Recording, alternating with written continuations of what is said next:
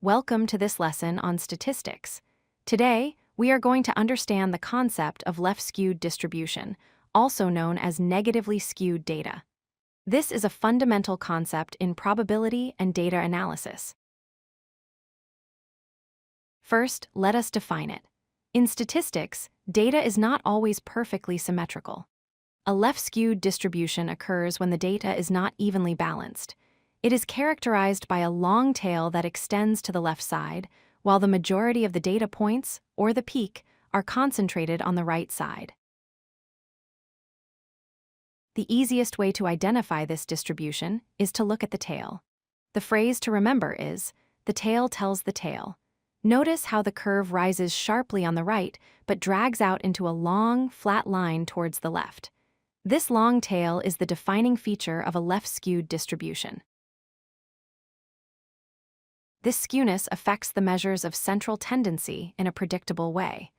In a left-skewed distribution, the mean is typically less than the median, and the median is often less than the mode. The outliers in the left tail pull the average, or mean, down, making it lower than the other measures. You might wonder why we call it negative skew. Imagine this distribution placed on a number line. The long tail points towards the negative numbers or the lower values on the left. Therefore, left skew is synonymous with negative skew. Let us look at a real-world example. Consider the scores on a very easy exam.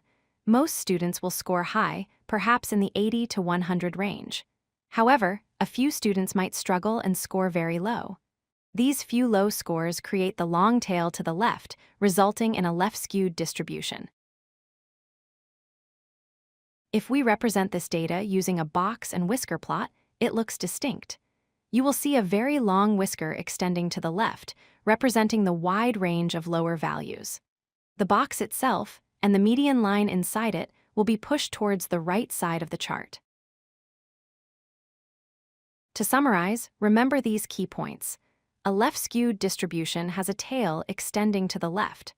The bulk of the data is on the right. And finally, the mean is usually the lowest value among the measures of central tendency, pulled down by the negative outliers. If you like this video, hit that like button and don't forget to subscribe. Visit codelucky.com for more such useful content.